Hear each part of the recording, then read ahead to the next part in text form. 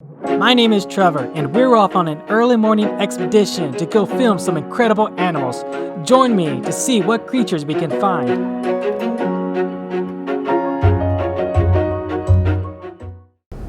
I am currently in Grand Teton National Park, and I am driving around looking for some animals to photograph. Yay! So previously, I've been having some problems. I'm getting some nice, clear, crisp images of wildlife. There's always parts of it that was a little blurry, and I haven't really been fully satisfied with the outcome. So I did a little research last night and have come to the conclusion that I need to change my settings some. So the only way to see how well it works is basically just go out into the field, look for some animals, and take a few pictures. So let's see how it turns out. So we got some bison down here, right next to a little stream of water coming from a hot spring.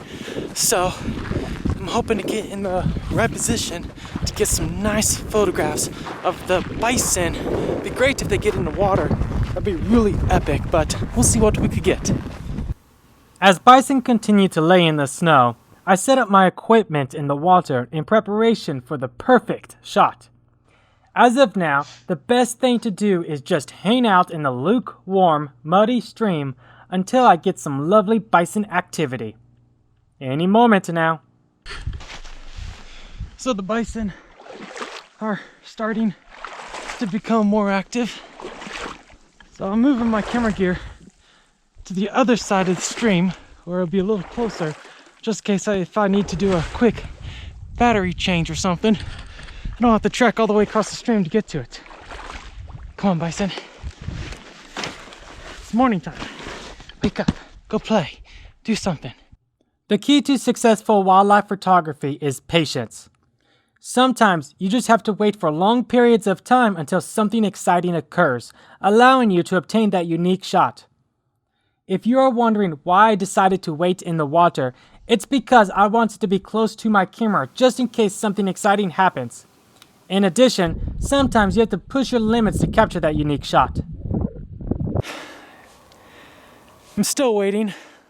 I've been standing in the water for over an hour. It's gotten colder. I'm starting to shiver a little. Still waiting for the bison to stand up to get that epic shot. I may be here for a while. I honestly lost track of time. I actually don't truly know how long I've been here, but I know it's definitely been more than an hour. And it has gotten cold. And the key to standing in the water, waiting patiently for the bison to get up, is to embrace the shiver. I am definitely shivering. But all the bison over there, about 3 or 4 in view, are all bedded down. And I'm just waiting for them to all stand up so I could get some nice wildlife landscape shots. This may be a while. So, while I was hanging out here in the water, waiting for the bison, I heard something splash behind me. So I looked, and underneath the bridge was a muskrat swimming around, which was pretty exciting. So I managed to get a couple quick shots of it. I was really hoping it would come closer, which it didn't. It eventually went further away, but it was really nice to be rewarded with the sight of a muskrat here while hanging out in this creek. That was exciting. I continued to wait patiently for the shot of interest. However, something else caught my attention, a noise coming from the distant mountains. New plan. 3 hours later, and I got a couple shots of the bison with the mountains in the background while standing in the water, and it got cold. But the bison are all bedded down, taking a nap, so they're gonna be sleeping for a while. The reason I decided to go ahead and abort after 3 hours is because behind me in the distance, I heard something that sounded like wolf howls. So that caught my attention. I'm gonna hop in my vehicle, take a little cruise, and see if I could get some sightings of some wolves. That'd be really awesome if I do, but we'll find out. I discovered there was a carcass nearby where I met up with some friends. We continued to watch the carcass, waiting for a predator to appear. Then, we got news something exciting was nearby. Right now I'm hitching a ride on the back of a tailgate.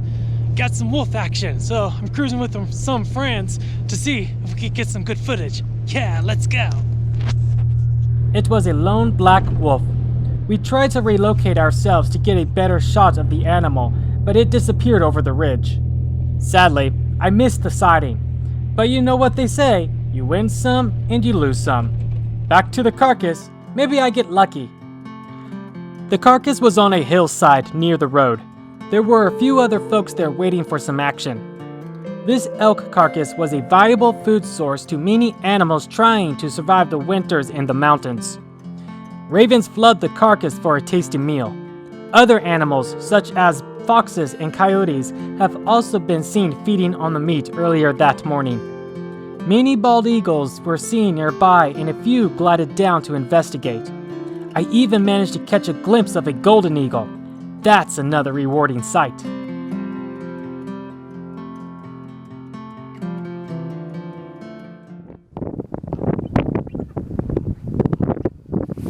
That was awesome!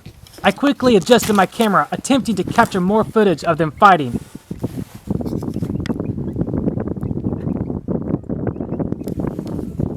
Boom! It looks like they're being a bit territorial. This is some nice eagle action. And the fun is over. Then, I heard a beautiful song coming from behind. Wolves.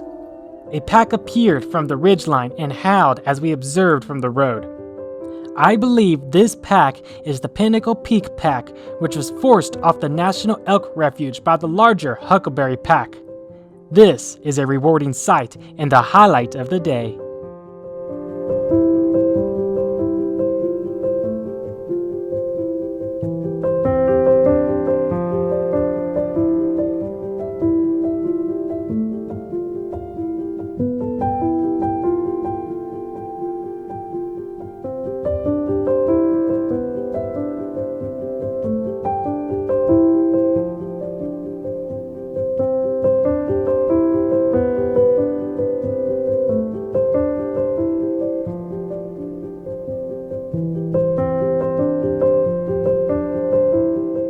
This was another day and another adventure full of amazing animal sightings.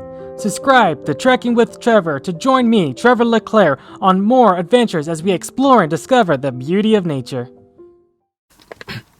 Also, my feet are still wet and my toes are really cold.